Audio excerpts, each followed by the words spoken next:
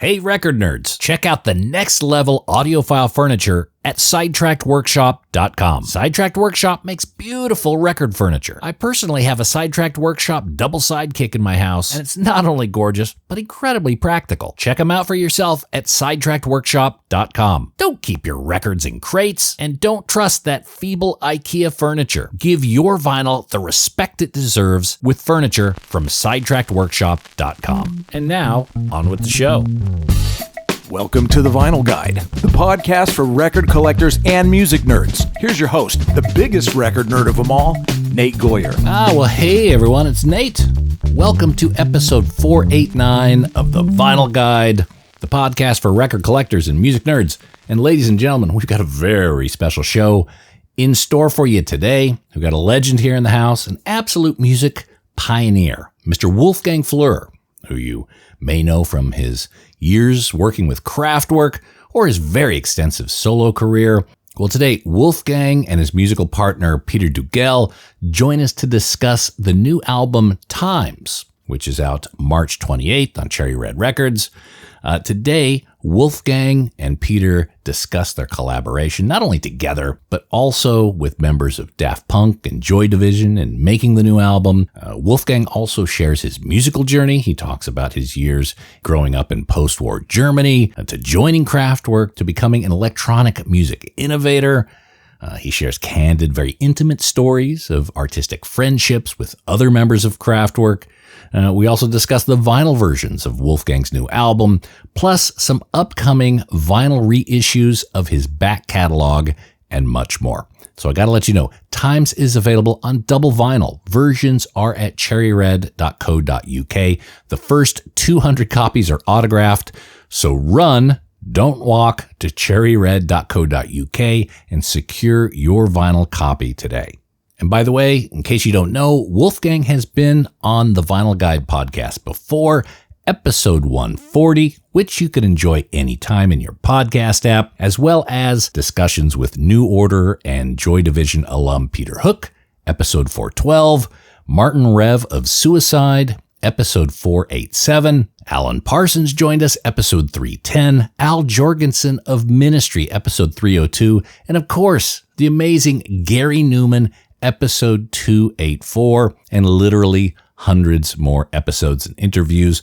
Just follow the Vinyl Guide in your podcast app, and you'll get access to all of them.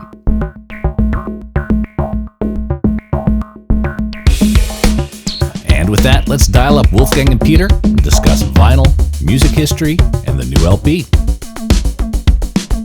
This week on the Vinyl Guide, very pleased we are welcoming Wolfgang Flür and Peter Duggal of, I guess this new album, Times, due out March 28th.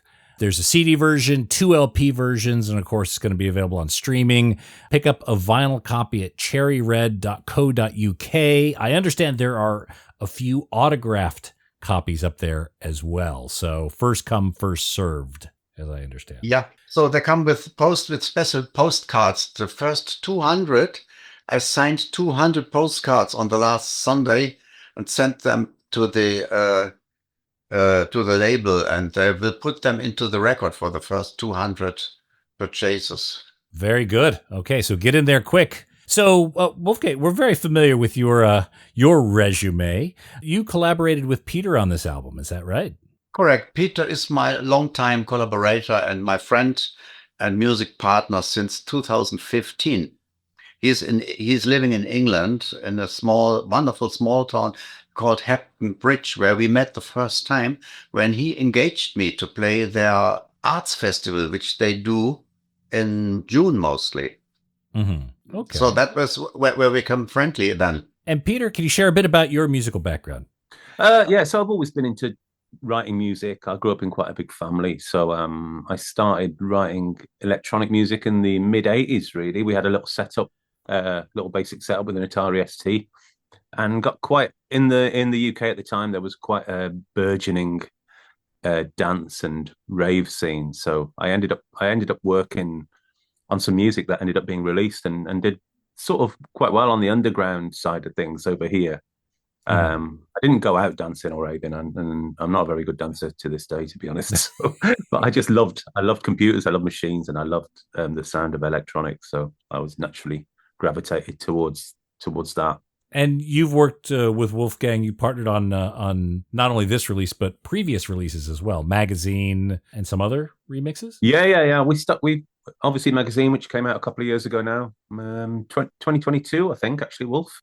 That was the first proper release. I'd done a little bit of work on remixes and other bits and pieces before that. But when I first met Wolfgang, I actually sent him a link of some of my music, and just for him to listen to, and he was quite inspired by it. So organically, we just developed from there. We just naturally started working together. There wasn't a big master plan. We became friendly. We started working together, and then after a while, we realized it was really working. You know, the chemicals were there, as Wolf often says. So yeah, not those kinds of chemicals. We are like chemical brothers, you know, not just from Manchester, but from Hatton Bridge. You know, you've been quite prolific over the last few years. Magazine was a couple of years ago. You've got now Times. It feels to me, correct me if I'm wrong, but Wolfgang, your musical creativity has been awakened recently. You seem to be working quite a lot these days. Is that fair? That's correct. And I mean, I don't work only these years with Peter together. I worked with different partners the years before. My first album, which does not know anyone in England. Nobody knows that. Time Pi is the title, and it came already out in 1997 with EMI Electrona from Cologne. And but they did not serve it very well. I was unhappy with this label, and at least we stopped the contract with them, and I brought it out myself in Japan and in America with smaller companies, and it worked very well in these territories. And then I had a long time for doing different things, furniture design and something else. And I did not think to come back on music. I was pretty much frustrated by this behavior of this major label. And at least later, I got back to music in the early 90s and with some partners on Düsseldorf. And it resulted at least in a contract for the Time Pi album. And at least later on, when I got to England, I said, everything has to be good for me in England. In Germany is not good for me. Not with the media, not with the labels, not with radios. So they did not understand my music and did not tell the best. And many were frustrated that I had left my former band. You can't believe what I have heard on the internet then, which was pretty new. So I had an internet, I think, in the late 90s only. Or the start of the 20s. So at least I started much better in England. You know, I had a female agent who brought me to Cherry Red Records, brought me to the BBC, brought me to agents who gave me gigs and shows, and suddenly it worked from the very first moment. So Yvette Shivers was really the helping hand for me. That was her name, Yvette Shivers. And I really must thank her from this point here. It was a very good start. And some years later, I met Peter, and that was given from someone above us, you know who it is. And I was not searching for him, but he was given to me. And that was the best what could happen to me. We became partners. And I think, we were born to work together. Well, that's wonderful. And you mentioned maybe some frustrations with the music business. I must admit, I was a fan of Yamo when it first came out. I actually traveled to Europe and I bought that CD, and I love Time Pi. Oh, it's unbelievable. Yeah, I still have the bass line in my head, the dancing bass line of Time Pi. Do you think at any point we could see Time Pi available on vinyl? Yes, that's the planning. So my new label, Cherry Red Records, they have also got the rights to print to get that label, to get that record. So that's the good thing. Next year, or maybe in 26 or 27, we bring Time Pi finally out in England in the complete thing with CD, with vinyl, and electronic download. Oh, that's So phenomenal they news. at least fulfill the contract, which EMI did not do, because it was in my contract with them to bring the album one after the other countries, especially to England. That was my wish, But it was a political thing in these years. I don't want to talk too much details about that. It was frustrating, and the EMI London house with Rupert Perry did really a bad job, and he locked it away because he was so much what we say a friend of the bosses of Kraftwerk, and they did not bring out anything. He waited for 20 years, and suddenly his cologne company with Helmut Fest brought their former drummer boy out with this wonderful record, and he said if that was written Kraftwerk on it, we would bring it out in the whole world and made it really. It was modern, and it was also shocking, maybe to my former mates, what I have done, which they could not foresee and have not awaited. At least they were frustrated, and they were, let us say, there's another German word, I don't know it in English. Forget it. Yeah. I understand there's still some feelings for that. Yeah. Now you're so well known for your art in terms of digital. A lot of what we talk about here is collectible records and things like that. And for you, Wolfgang or Peter, do you guys have a record collection? Do you listen to vinyl? Is vinyl important in your life?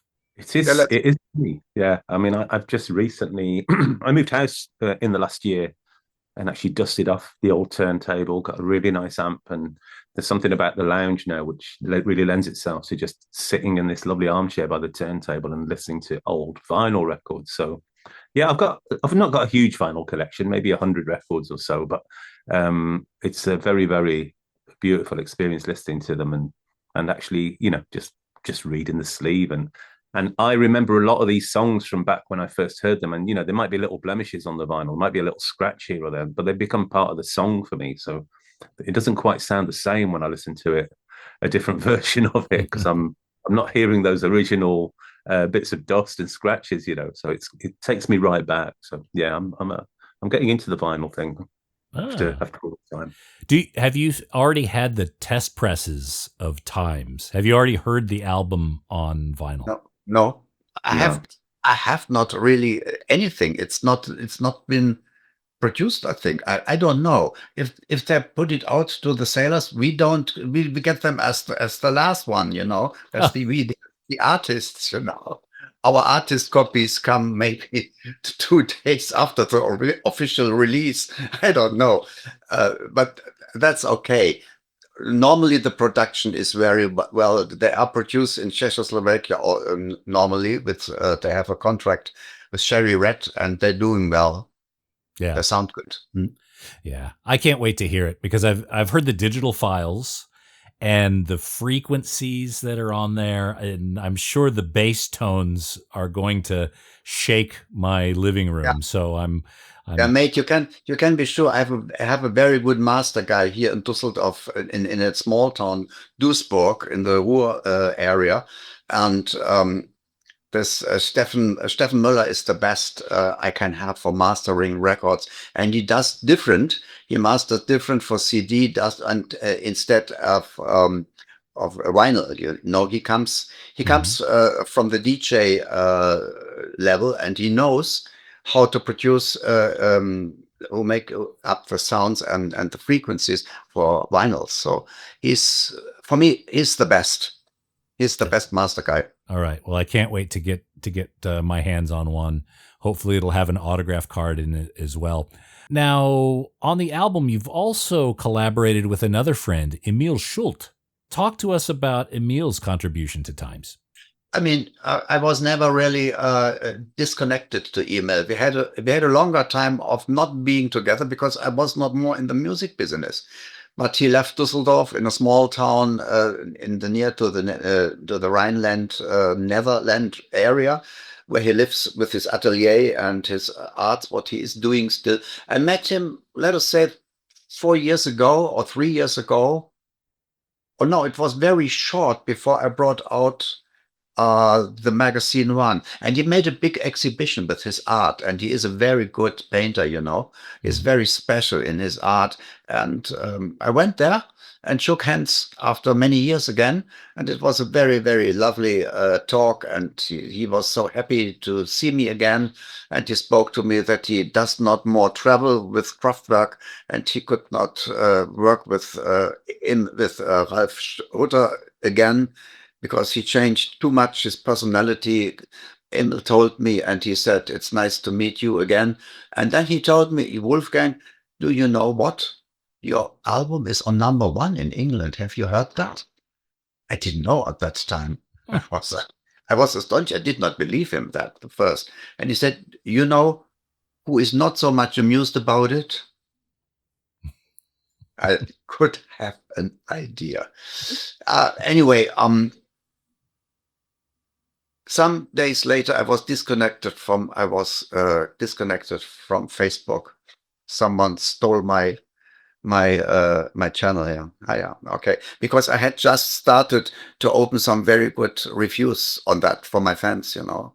Wow. And it was still a little bit war in the background. But Emil was very nice and very happy. And then we spoke together. I visited in his house in Viersen. And in Viersen, it was very nice. It's a very huge atelier, what he uses there. And we spoke about making some lyrics again together, because we had done lyrics already in 1993 for a track which is also on this album. It is Planet in Fever. Can you believe how old this is? 1993. The world was already then on fire. Everything was burning in that summer. And then it did not change, you know. It is as dramatic as it is this year. So Planet in Fever will always be a very up-to-date theme. And as well, Global Youth is also a new written lyrics, what we used from him for that track. Mm-hmm.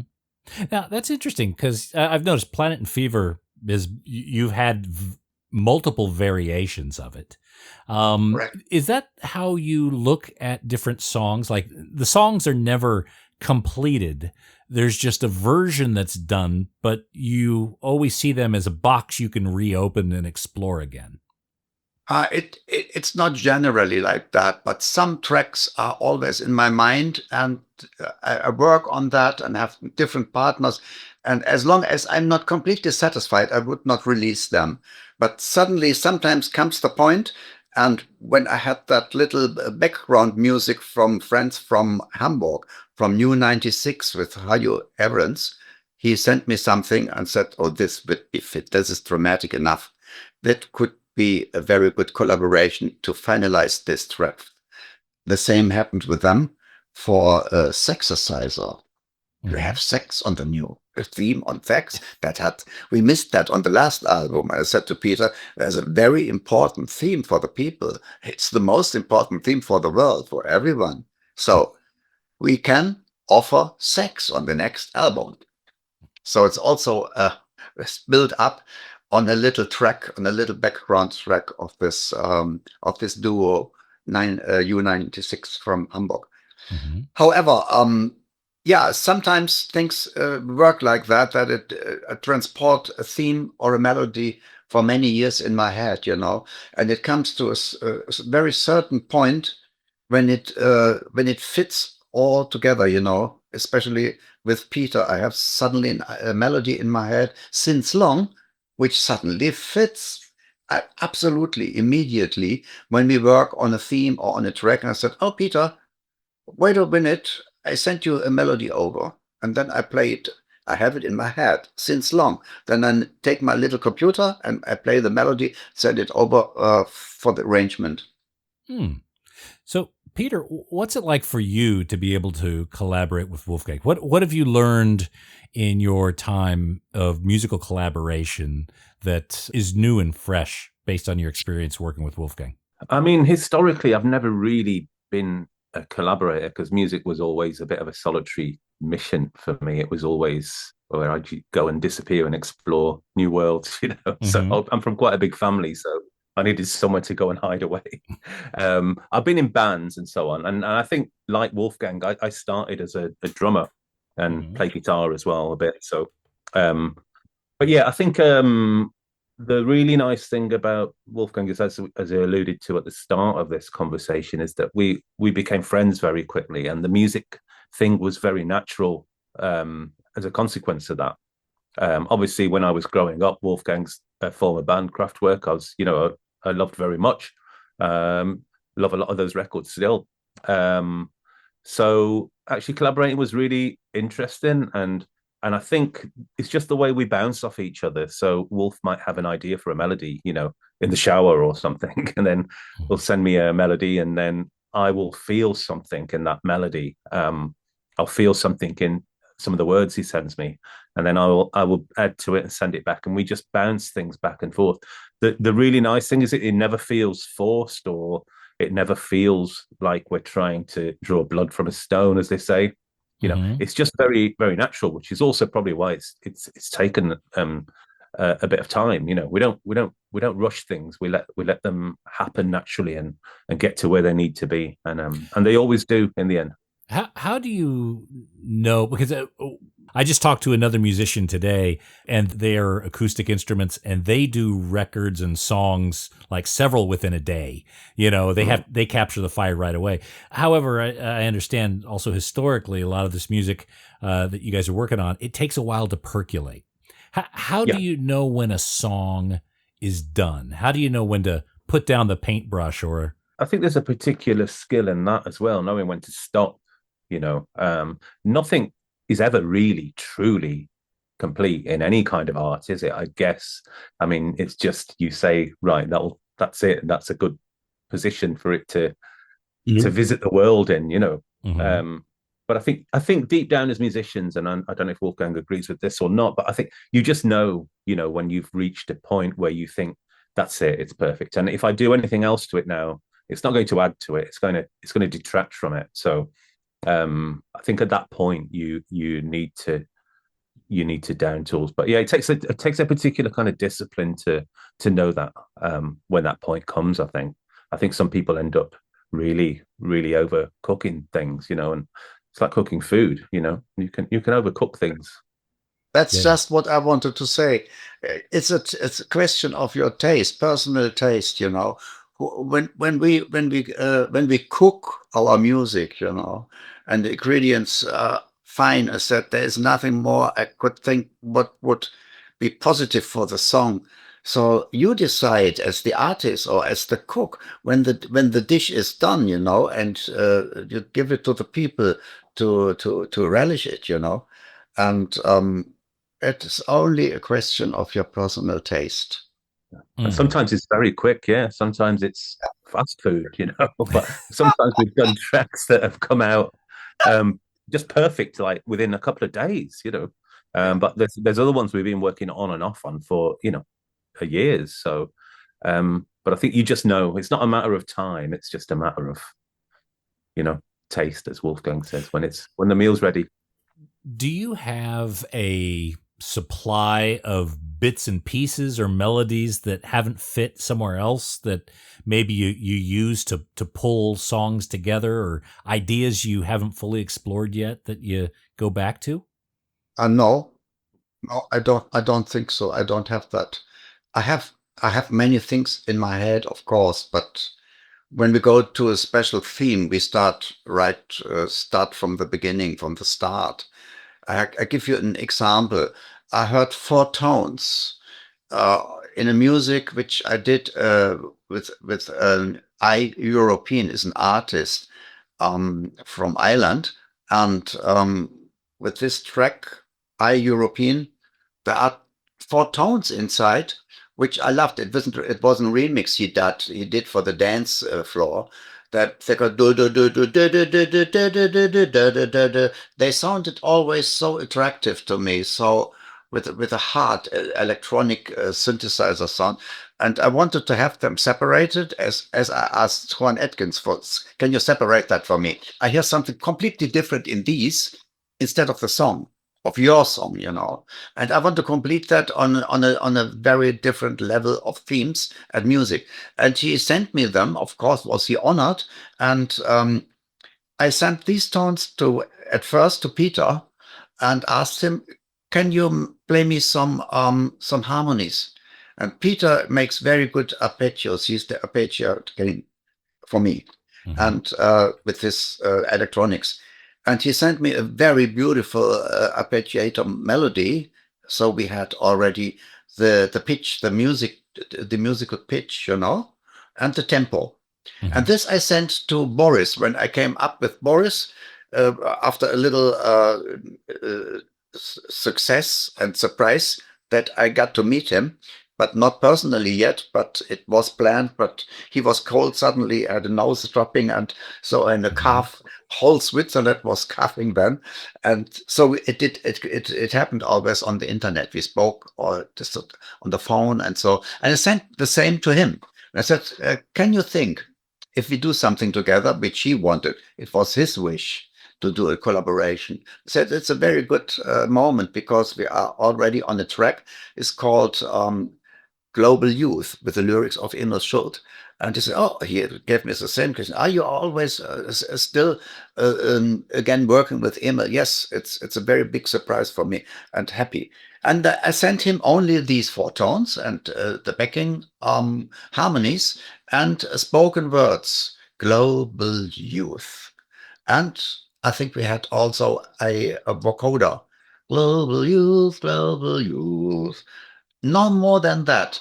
And my order to him was, in his style, in his special style, to produce a part which brings us completely away from our music into a different level.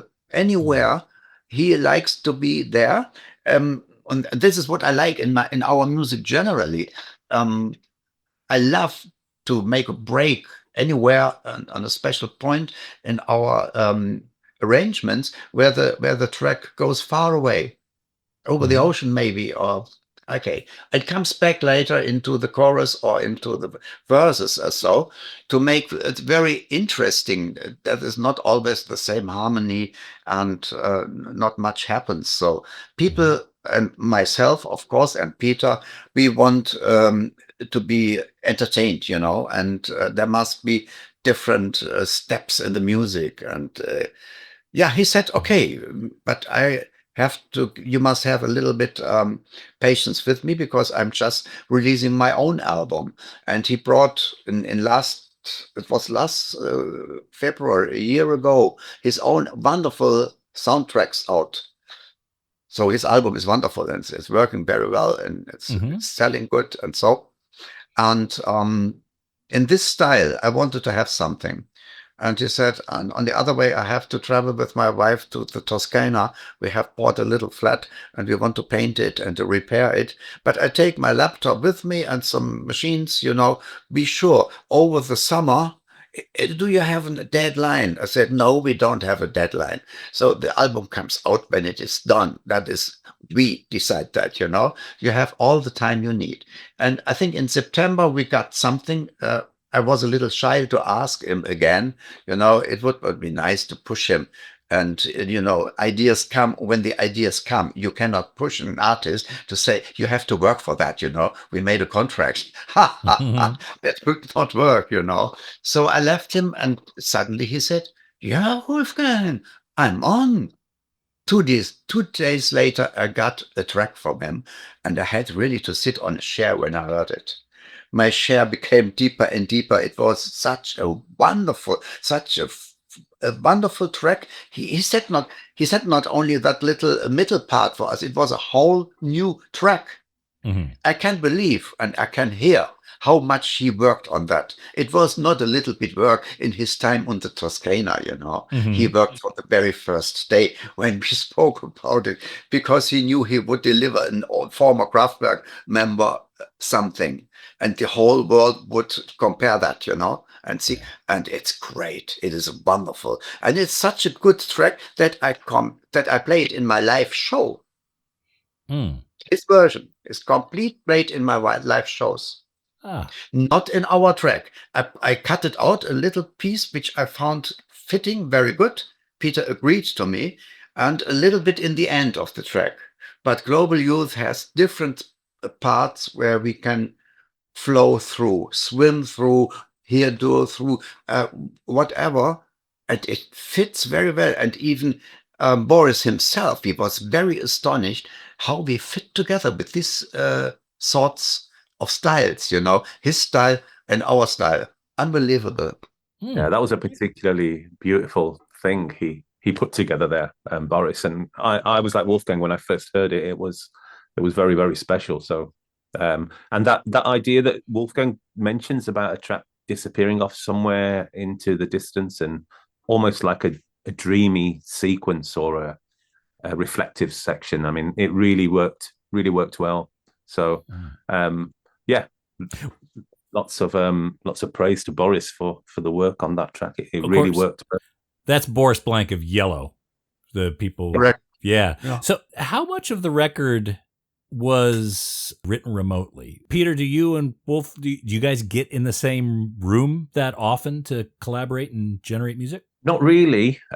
Rarely. I mean, most of the time we have ideas and we work on ideas together is when we're traveling between shows, really, when we talk about things or when we're out together away from a studio. And I think that's probably quite a healthy thing. You're looking at things from a little bit of a distance and working on them thematically and working on the ideas. And then we'll both go away and work further and present our ideas back to each other. Right. It just seems to work well that way with us. Because I know, Wolf, you'd traditionally been very percussion focused, but you obviously go well beyond that. Between you and Peter, are there any areas where you specialize in and kind of take the lead, or areas where Peter takes the lead? I would say Peter takes the lead in all the harmonies and arpeggios and the creating most of the arrangement, and I am the one for the theme. I am a visionary, the themes, the titles come from me. The most melodies which accompanying or following after the famous or after the important verses and strophes, there is something to follow up, and these things, they are specialized by me. I would say that, Peter, right? Yeah, I think that's an important point there because I mean Wolfgang historically in obviously in Kraftwerk and other projects. I mean he's never been really. You wouldn't immediately think of him as the melody man, but working with him, he comes up with the most beautiful, strongest melodies. They just tie everything together. He has that vision, and he will send me. It might even be something just 4 or 5 notes in a row, and that's it. It's like that's what the track's been waiting for, or that's the thing that's going to take it to the next level. Or sometimes we start with that melody and then we push on from there. So it's a very kind of I don't know the word, symbiotic, possibly. I don't know the German for that. Sorry, Wolfgang. But it really does work. We just seem to feed off each other. Nothing, like I said, nothing's ever forced. So the melodies are all inside Wolf. The themes and the topics seem to be very big, and that's something that the work past and present, they're not shy about talking about big themes. The album is called Times. Why Times? Like, how does that tie the themes or the subject together? Yeah, I mean, that came during working. We had, in the past, we thought we make a Magazine 2 album, So it should have been, that was an idea in 2022 or so, that we make a follow-up. But we had already done so many other tracks then during the Corona period that we could not travel, and that was also the reason why everyone works at his home. And I mean, it is not just the jump. I can jump over to England, but it's too long to travel. It's so easy to work over the internet, And when we got the things together, but I forgot my answer. What was the question again? The title of the album is Times, and I'll tell you, because the album prior was Magazine, And when I heard it was Times, I'm like, okay, I wonder if he went from magazine to like a newspaper Times or something like that. Was that? Sorry. Yeah, also we had the ideas. Speaking with my label manager, Barney Ashton Bullock, who is a freelance worker, but he's the one to bring me to Cherry Red. He said, when it is now 13 tracks, Wolfgang, and I was also a short time searching for another label because there were certain points from my last album release where I was so happy with. Even if they would change them, I would stay with them, and we dealt a long time to bring that album out again. At least I decided for staying with them when they cleared these points in my view, and then we said, okay, we take a complete new word for it. We were working on a track which had nearly this title, Times, and I thought, I saw my graphic designer working on the album as already on the album cover with me in the age of 10. So he wanted to personalize the whole graphics, the whole artwork for this album, inside, outside. You can see when you push the vinyls out and the inner sleeves of the vinyls, they have hundreds of little pictures and images from me, from my childhood until today. In my music, and I was active with music, mostly strumming then, of course. Mm-hmm. And he said, that's a long, long time what we present here, and what made you happy, and what made you able to bring this output today, which was not to foresee when you left Kraftwerk. So this is a huge time. Why would you not call the album Times? It's big times, and it's always Markus Luix. He's the artist, the graphic artist on my side since 20 years. Mm-hmm. He makes all the artwork for my books, for my albums, and everything I can think since 22 years. And he is always giving the latest ideas for the album title. Also, magazine was his idea. So Markus is very important on my side, on all the graphic things, visual things, and he is my, as we say, style police, as Peter is my musical style police, So yeah. I have the best comrades on my side helping me. It's not a solo project, I need them all, like a circus director or like a movie producer who knows exactly which actors he invites for his next movie, for what they can deliver for the background and for the scene to prepare, and the actors, what they are playing. So when we invite someone for the next album, I would ask the same persons, because I know what I can await from them. Mm-hmm. You have to have a good team. And don't forget Cherry Red. Absolute. Yeah. Absolute, yes. Of course. Now, if we go back a bit, Wolfgang, you were born directly after the Second World War. In post-war Germany, was it difficult to get music as a child? Well, I assume you had radio, but were there many records available at that point? Hey there, audiophiles. If you're seeking stylish furniture to showcase your stereo and record collection, well, look no further than SidetrackedWorkshop.com. Sidetracked Workshop designs extraordinarily elegant record cabinets and consoles that add sophistication and panache to your music hobby. Handcrafted in the good old USA in the vinyl-loving city of Portland, Oregon, Sidetracked Workshop's designs are a music lover's dream. Made with real walnut veneered wood and brass accents, these gorgeous designs add class and taste to the record room and ship fully assembled and ready to enjoy. Just check out the designs for yourself at SidetrackedWorkshop.com. Look, you spend thousands of dollars on records. Don't keep them in a crate, and don't risk your records on those feeble wooden pegs from IKEA. Your music deserves the dignity of Sidetracked Workshop. That's SidetrackedWorkshop.com. Elegant solutions for the vinyl lifestyle. Oh, and hey, record nerds, don't forget to clean your records with the very best and safest record cleaner, the Groove Washer. Make your records look and sound their very best and store them with confidence using the new Groove Washer Groove Guard record sleeves. You gotta try this out. It makes a huge difference to the quality of your vinyl experience. Ask for the Groove Washer by name at your local record store and accept no substitutes. Or head over to groovewasher.com and use discount code VINYLGUIDE10. All hail the Groove Washer. That's groovewasher.com, discount code VINYLGUIDE10. Wolfgang, you were born directly after the Second World War. In post-war Germany, was it difficult to get music as a child? Well, I assume you had radio, but were there many records available at that point? Of course, there were records available. There was already vinyl out, but it was when I was 10, in this age, sitting on that pole of an old snake monument, which is on the River Rhine banks in Düsseldorf, which is 15 meters long in the size. But I'm sitting on the top of the hat, and that is pictured on, I think, in the inner sleeve of the CD.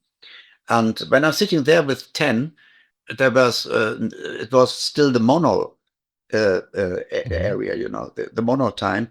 And when I was 10, my first record, which I wanted to have, my father had to buy it because I lay in bed with 10 with fever and a cold, a very high fever. I had not to go to the school. That was the best on that day.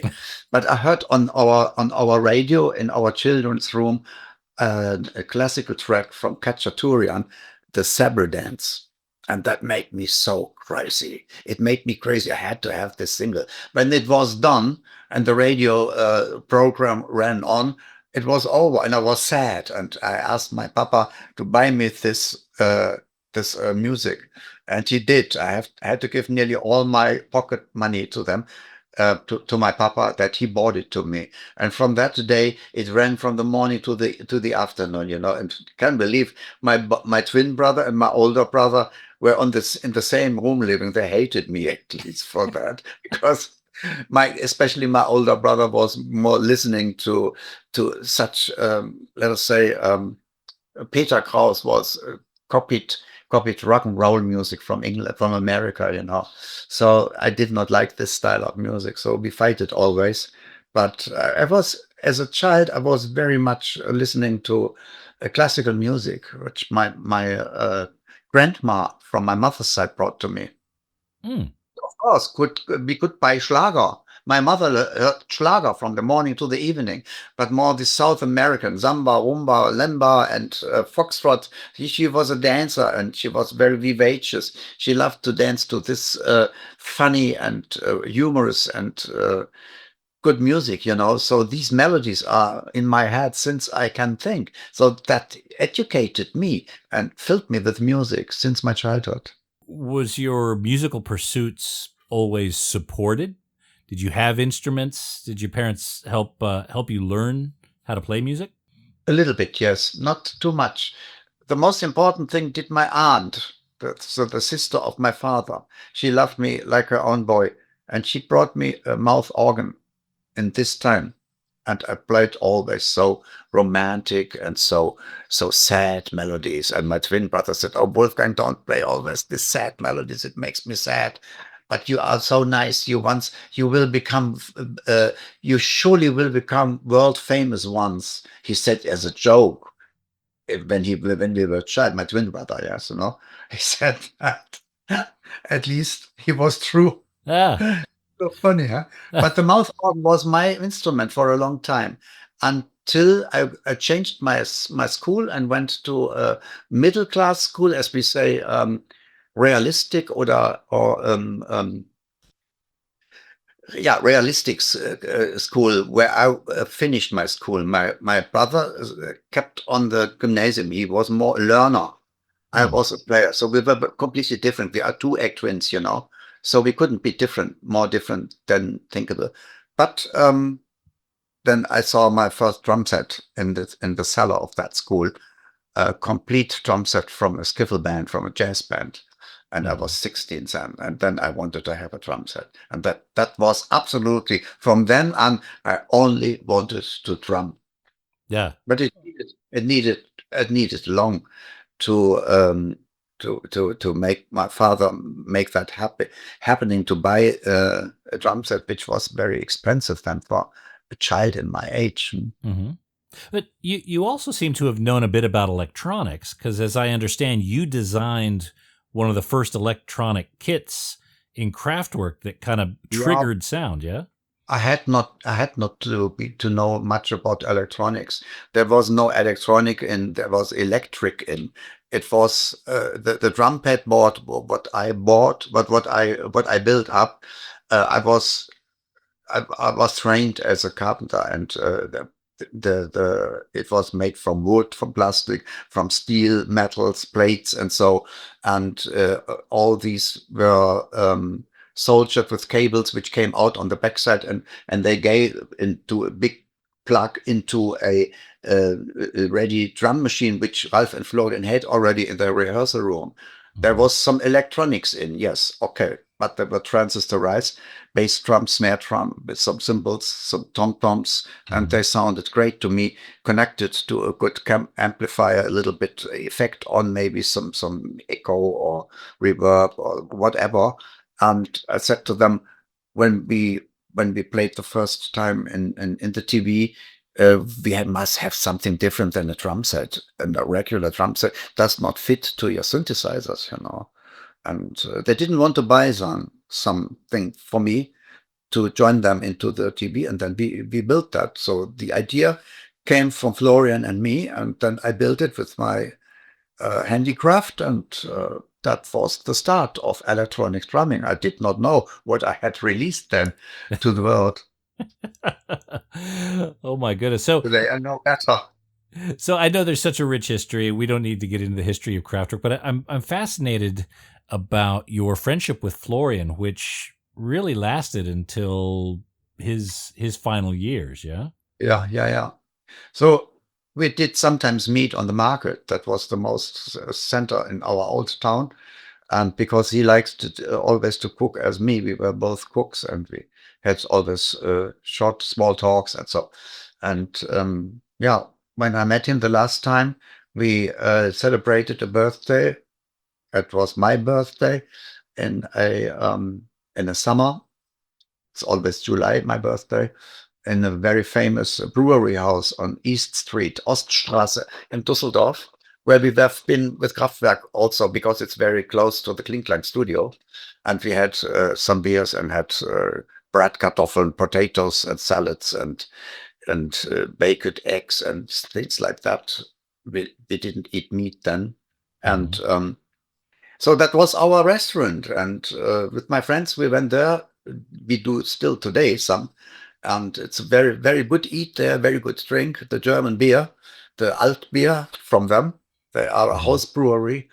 And we celebrated my birthday, and suddenly my wife gave me a tip with her feet under the table against my feet, and she was very, very silent. She whispered to my Wolfgang, "If you turn your head a little bit, could that not be Florian in the back of us, watching us with two ladies?" And then I looked up, and I did as I would look at the ceiling and watch the wonderful decorations everywhere, that I had him at least in the twinkle of my eye. And I said, "It's true, it's him." And I did not know what to do. We did not see before for a long time. And suddenly I had a hard hand on my shoulder, you know, like a policeman is arresting you. And I looked up and said, "Florian?" And he said, "Yes, Wolfgang." It was a very nice meeting. I stood up, and the first time in our life we embraced each other, you know, really a personal contact, body to body. And for some seconds, really, I hold him very tight, and I whispered into his ear, very near, "Thank you for the 15 wonderful years we had." And he said, "They were the best." So that was how I saw him the last time, and that was my goodbye to him. And I did not know then that he was already so ill, you know. He did not tell me. He must not tell me. Okay. So it was all, he kept it very personal, very much to himself, yeah? Correct. Yeah, I write about that in my in the illustrated the mag which we brought out to accompany the magazine One Album. We brought a little paper mag out with all the tracks on with the stories behind. Have you seen that? I have No. not. I have not. Okay, so I write everything in there. It's I think we took 500 printed that we sold on our merch table mostly. Talk to me a little bit about playing live. Are there plans to tour? You have a series of shows that will be coming up in 2025. Yeah, we cannot do them. We cannot present them like a band. You know, we are not a live band, but we are live on stage and present our music. Peter makes always his own music. It is music which roused me, music which inspired me. His tracks are so wonderful. So that's why he always plays my support. I don't accept any other support to my show, which is called Musiksoldat. Musiksoldat has is a is a theme, is a statement against war. You know, I'm very radical pacifist and humanist, and with this spiked helmet from the First World War, which I wear in the end of my show, I march on the stage to the right and the back, and the right and the back, and the left and back, and I make mimics and my jokes on the militaries and soldiers, you know, and everything is done on that under that theme. We are both Peter's also pacifists, so that is why the whole theme of the evening is called Musiksoldat, and under this brand of this big helmet, which is turning on the stage when the introduction speech comes from the speakers. Anyway, that is very successful, this program, what we do since more than a year. I mean, since 3 or 4 years we are traveling together and becoming better and better. We are always renewing it. So we do big effort on, for instance, on the projections, on our videos and films, which we do, because it's more, meanwhile, it's more like a cinema and music show, which we present. We are not DJs, not the regular DJ style, but what we bring is multimedia to the people with a huge attraction and entertaining content, you know. Yeah, so we just did our 60th show together, I think, Wolfgang, recently in Newcastle. So we should hopefully hit the 80 mark this year at some point. That's very easy to do. All right, we'll have that special 100th show in Sydney. That'd be great. That would be wonderful. Okay. I didn't know that you are Australian, so I must tell you some very short. I have a very nice one of my closest friends isn't Australian. He's a music teacher, so it is Robbie Keane, and he is a wonderful voice. He's a musician as well, besides of music teacher, and he sings the song "Property" on the album. Listen to his voice. Okay. He comes from Australia. He's wonderful. Is he still here, or does he live overseas? Oh, he lives in Cologne. This is very near. He has married a German girl. He took one of us, of ours. So Wiebke and they are a very, very lovely couple, and they become a child 2 years ago, and they are a real family. And as said, one of my best friends. Oh. Wow. But I had to give his wonderful voice to the world. He has a velvet voice, I think. Very good. I'll have a listen to that. Now, the last time you were in Australia, Wolfgang, 1981, is that right? Yeah. Okay. Yes, in different cities. Yeah, it was very fulfilling, but it was also awful because Florian was no more wanting to play. He was always difficult. He was not born for the stage. Generally, he was very, very quickly homesick when we were on the road, you know, as they say, or in the plane. And especially in Melbourne, he did not want to go on the stage. That was a different story. It's told in my book, I was a robot. It fast so long when I tell it now. Yeah. So, but he was funny. He made it very, very interesting, as I say, in the most positive way. Touring with him is very special. Was very special. I would imagine. One question I've always had is regarding how Kraftwerk would work on music, and the melodies and the songs would evolve over time. Did you guys take home many demos? Were there any like tapes and things that people took home to think about and listen? Was there secrecy around the music in the studio? Of course, there's secrecy, but I did not work on the melodies then. As you know, I was the drummer. Mhm. I was done very fast with my track to record, but most of the music was done by Ralf and by Karl Bartos. They are the musicians. They are coming from, especially Karl, from the romantic classics, what he studied, and that is.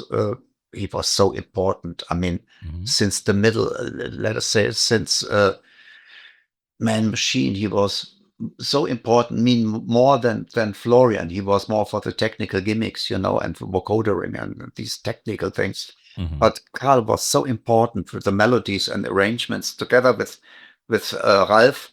There would not have been any interesting records then without Karl.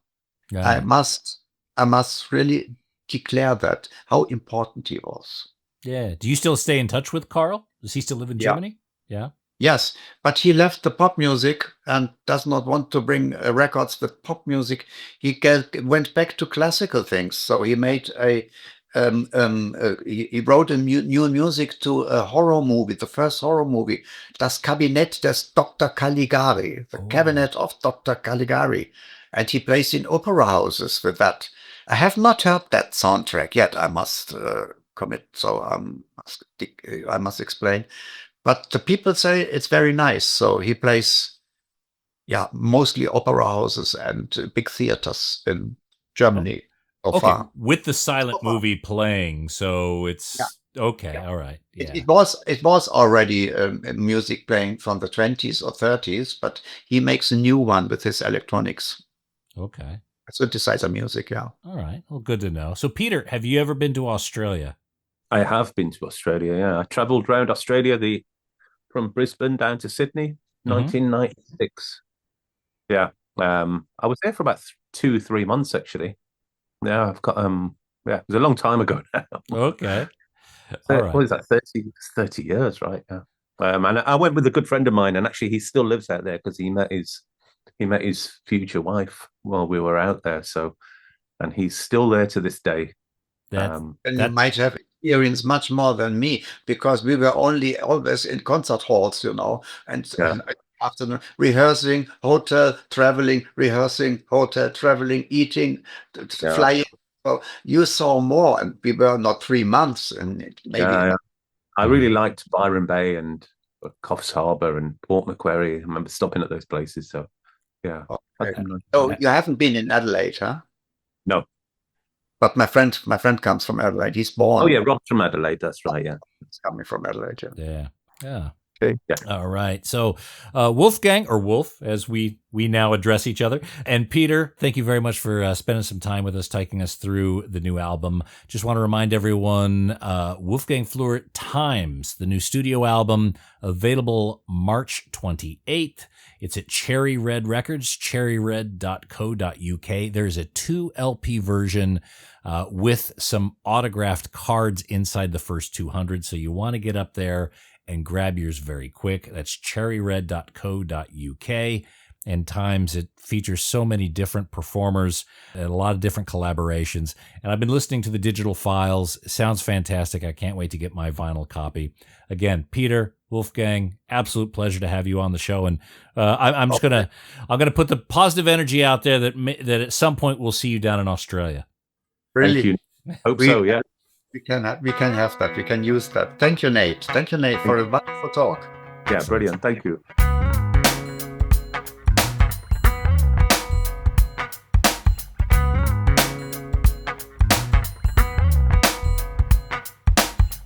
A couple of very nice gentlemen indeed. Boy, I hope they make it to Australia.